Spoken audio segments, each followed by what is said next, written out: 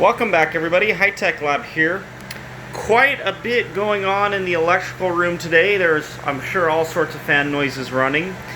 But I'm working on some feeders for this panel over here. So what this is a panel that was specifically built for DC use. I had a custom panel builder put this together, and it's got it's three-phase frame breakers. So normally these breakers would be for three-phase AC, but they're rated for DC as well. But as you can see, this is a very nice panel, like I said, custom built.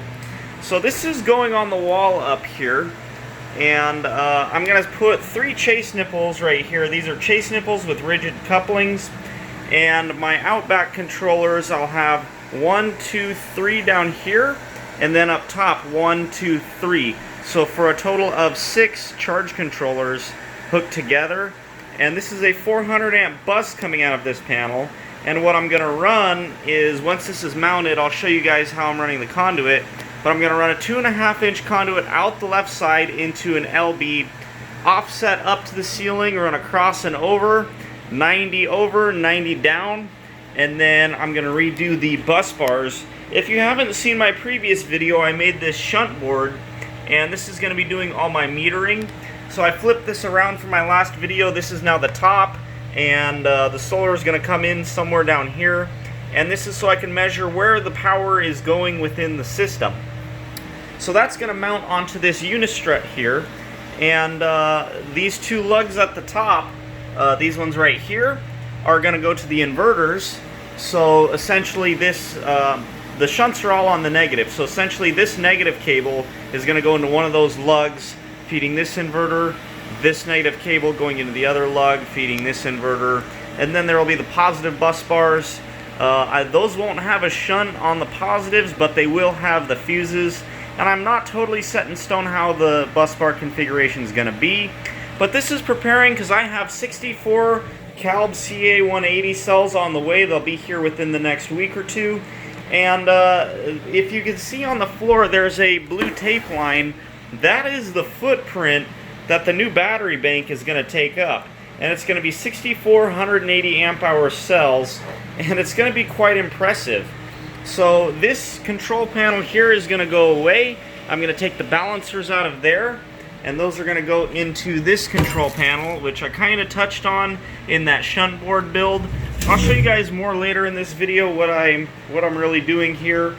But yeah, getting this panel mounted, getting some wire pulled, getting some stuff ran, getting some bus bars configured, and that's where I'm at. And I will keep you guys updated as more progress happens. Okay, so here we are. I've got the panel mounted, got my couplings and nipples down below all installed. I started running the conduit, had to pull away the J-box for the vent fan. But in the process, I realized to get where I'm going, my bus bars are in the way. In order to reconfigure the bus bars, I had to reconfigure some other stuff, so I built this strut rack, and I know this is a pretty quick evolution, but this is the rack mounting the control panel for my battery management control.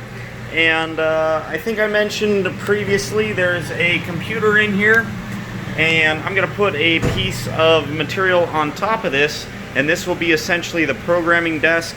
It is at 48 inches above the floor working height, but I think it's pretty nice. And then the batteries will go down below here. All the balance leads will connect onto them and whatnot. I'm getting ready to put the back plane into this panel. I've got some knockouts punched in there for the balance leads, and I'm getting a lot of stuff done, getting ready to you know, get this all wired up, move over some power supplies, and then I'm going to shut the system down and work on reconfiguring the bus bars the rest of the way. The main reason for putting in the control panel is because I need to demo this one out, which means getting the balancers out of there. So those are going to get, they're off, they're, how do I put it, they're out of the screw holes that were holding them to the cabinet, and now I'm going to mount them here on the back plane of the control panel and get all those balance leads rerouted and get this all cleaned up, and then remove this enclosure. So that's where I'm at. That's the progress. I'll see you guys here in a sec.